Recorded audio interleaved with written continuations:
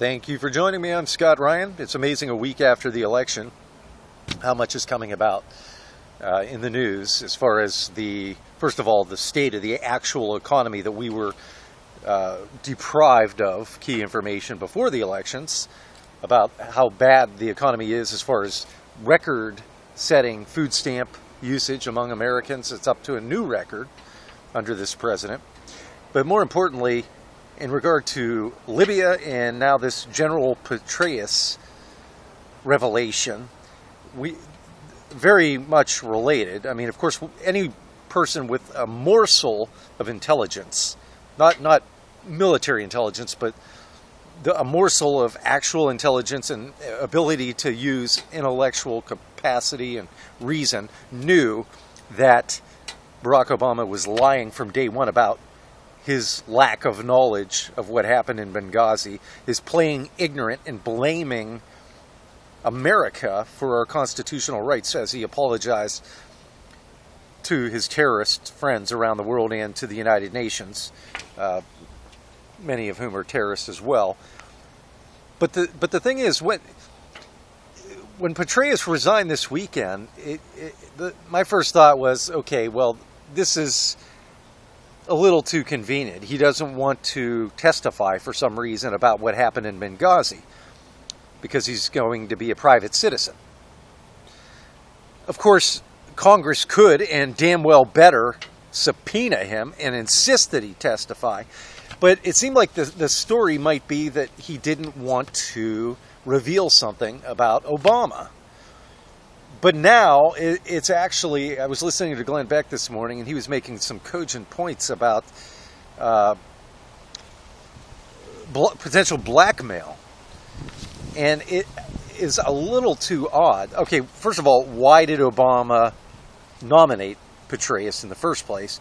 But secondly, now it seems to be that Obama and the administration knew about what was going on with this affair a long time in advance. God only knows how long the affair actually was going on and how many other affairs there were. But this is real Soviet-style crap. I mean, this guy, the kind of power that he has over people, the kind of power that he has over his own media, would actually make Vladimir Putin jealous.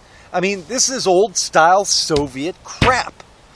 And I believe, and have every reason to believe, that this guy was put into office because of his moral faults and because Obama had something on him. It all really makes sense now, because he could have power over Petraus.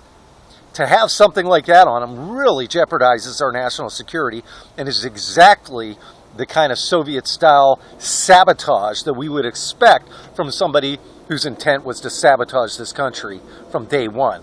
I mean, appointing Marxists to his cabinet, and we've seen many instances of him bowing to foreign dictators and snubbing Israel. Everything that he has done, essentially, everything that he has done since he took office is circumstantial evidence, the body of which in totality scream of the fact that this guy is out to destroy America. And then the more I think about the blackmail thing, Judge John Roberts, Chief Justice John Roberts, I mean, back when he made this Supreme Court decision to maintain Obamacare and not overturn it, I mean, it begged the question. Really, back then, all I could get in my mind is, what the hell does Obama have on this guy? I mean, it caught everybody by surprise. Nobody could believe it. Even the other Supreme Court justices could not believe it. And I believe, I have no proof, but this is something really freaking stinks. And I believe that this is the way this guy, I mean, obviously he didn't appoint John Roberts, as with Petraus, but I believe that the way these Soviets, the Soviet-style regime operates, I believe he may very well have something. Because that thing stinks to high heaven. And we have no idea the severity. I mean, we live in our little bubble until the day that it breaks. And the Goths come in and sack us, so to speak. We live in our bubble. We want to keep telling ourselves, no. Conspiracies don't happen. They've never happened in history. They just don't happen. This is radical thinking that must be dismissed. We want to tell ourselves that everything's okay. Surely nobody would be that evil. But guess what, folks? Evil exists. Evil has existed almost from day one for thousands of years, and world history is full of conspiracies. World history is full of evil, deluded people who have a deluded belief. That is, one of which is Marxism, the most evil, that has killed more people on the face of this earth than any other belief system in history, and that is Marxism. And that is the very belief system embraced and promulgated by this president. God help us. There is really nothing left. I mean, on a federal level, it is too late. This currency is going to crash well before this president leaves office.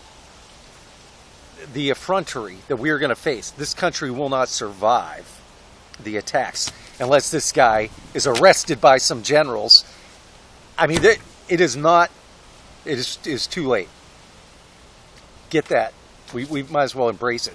The only thing that can be done, the only chance that we have, if we have any, is on a state level. If you happen to live in a state that is knowledgeable enough to recognize its constitutional sovereignty, if you have elected representatives in your state that have the guts, that have the integrity to stand for their rights. That is the only chance you have. This country on a federal level is done. The damage is going to be done. It is going to collapse. And it was intended. Pretty hard reality to face. But it is the reality. Just look at the people. Look at what there is nothing that this guy cannot do and get away with. That they will not